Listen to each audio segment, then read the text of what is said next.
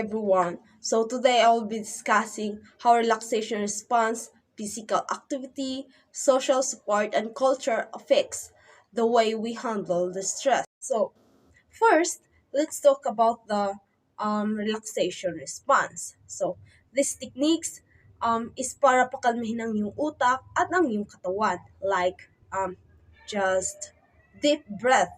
Um, And then, pag-imagine sa mga tahimik na lugar like beach, forest, and others.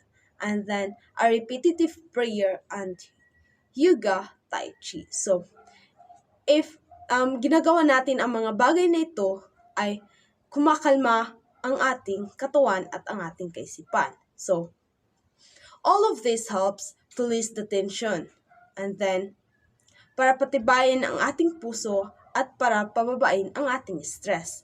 So, ito ay tinatawag na relaxation response para ma-relax ang ating katawan at mabawasan ang chronic stress, kasama dito ang deep breathing, peaceful words, calming images, yoga, and tai chi. So, according to the research from Dr. Herbert Benson, nakakatulong ito lalo na sa mga may high blood para pakalmahin ang kanilang puso at pakalmahin ang kanilang utak.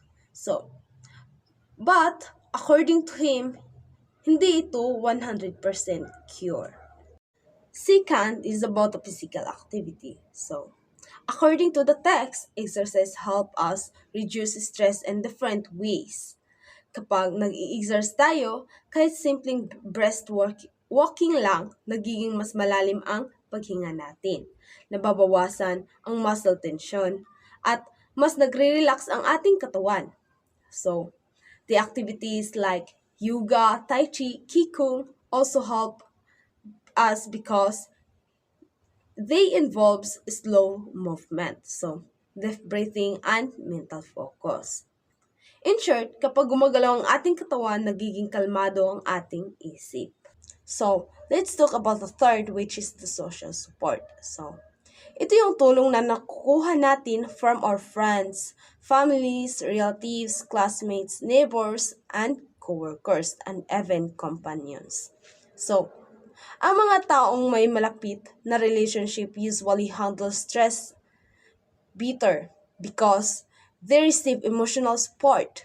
Ito yung tinatawag na buffering theory, which says that having strong social connections helps protect us from the negative effects of stress. So, kapag mas kaya natin i-handle ang stress kapag may sumusuporta sa atin o pag may magko-comfort. So, mas magiging makontrolado natin ang ating stress kapag nararamdaman natin na merong taong kumo-comfort sa atin or may sumusuporta sa atin na i-handle or i-control yung ating stress. So, let's proceed to cultural dimensions of stress and coping. So, based on Binko's study in 2010, culture has a big influence on how we perceive and respond to stress.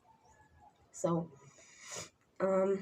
each person grows up with different values, beliefs, and norms. So, dahil dito, iba-iba ang paraan ng pag-appraise natin ng stress o kung paano natin ito tinitingnan at tinatanggap. Okay?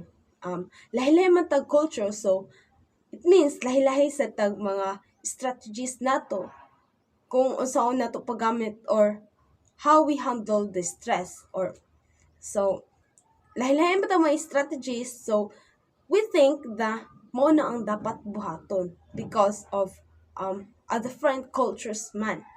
And then, for example, sa Philippines, mas madalas dumidepende sa family at faith kapag stressed. So, and then sa Western culture food is mas nag-focus sila sa pagka-independence, sa self-help lang, and personal coping strategies. So, in short, lahi-lahi man ang ato ang mga strategies to handle the stress, it because kay lahi-lahi tag culture or the values because we lahi-lahi mata ninyo lahi-lahi man tag mga different values, beliefs, and norms. Because of that, maong lahi-lahi po tang mga strategies how we handle the stress. So, that's all for my discussions, and I hope na namin nasabtan and or you learn something from me, and then thank you for listening. That's all.